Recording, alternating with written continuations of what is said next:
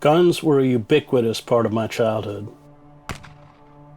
Like many boys in rural America, I was fascinated by guns, although I disliked hunting.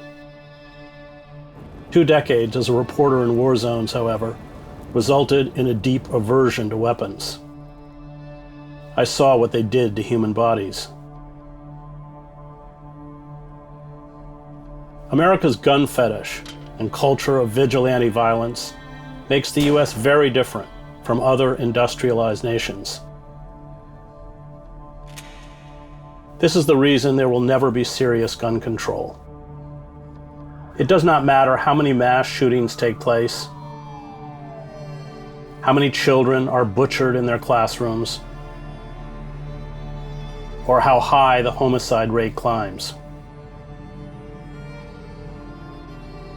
There are nearly 400 million guns in the U.S. Some 120 guns for every 100 Americans. Half of the privately owned guns are owned by 3% of the population.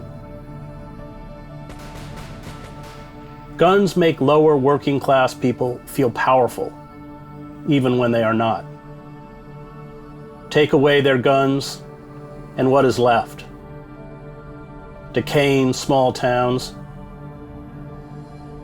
shuttered textile and paper mills, dead-end jobs, seedy bars where veterans drink away their trauma.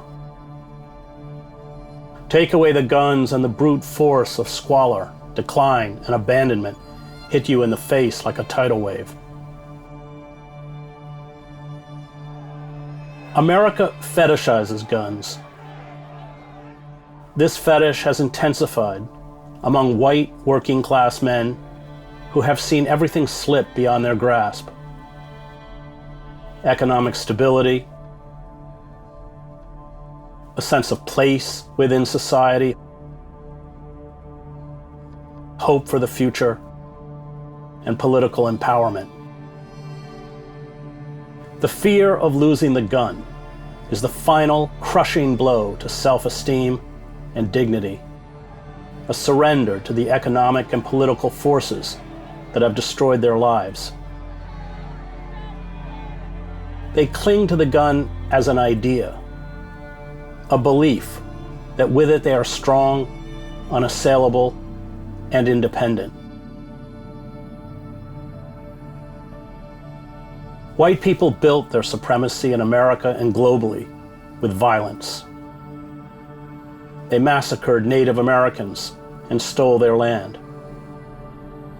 They kidnapped Africans, shipped them as cargo to the Americas, and then enslaved, lynched, imprisoned, and impoverished black people for generations. They have always gunned down black people with impunity, a historical reality only recently discernible to most white people because of cell phone videos of killings.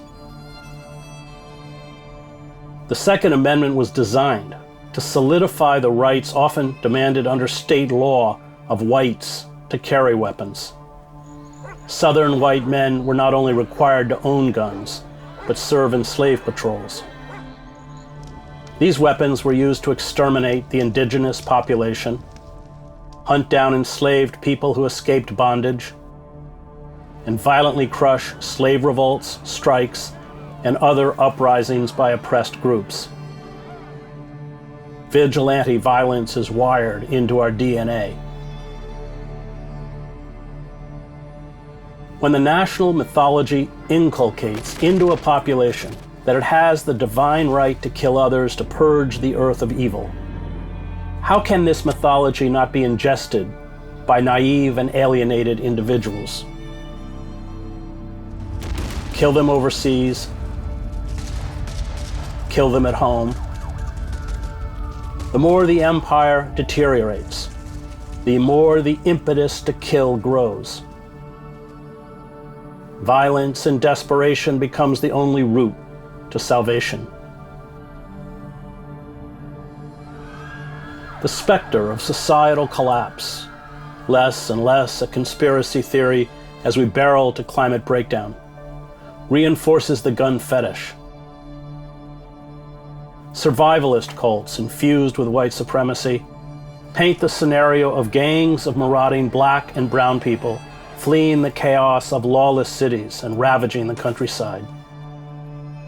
These hordes of black and brown people, the survivalists believe, will only be kept at bay with guns, especially assault-style weapons. The gun enforced white supremacy. It should not be surprising that it is embraced as the instrument that will prevent whites from being dethroned.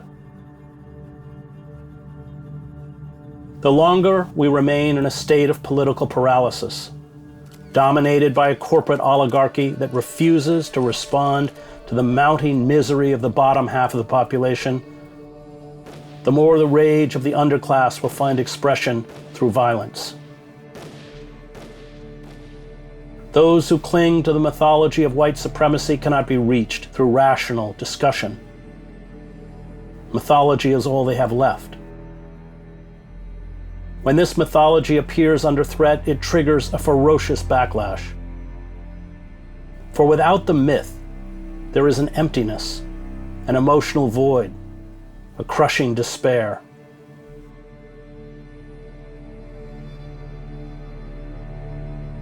America has two choices. It can reintegrate the dispossessed back into society, or it can leave its underclass to wallow in the toxins of poverty, hate, and resentment, fueling the blood sacrifices that afflict us.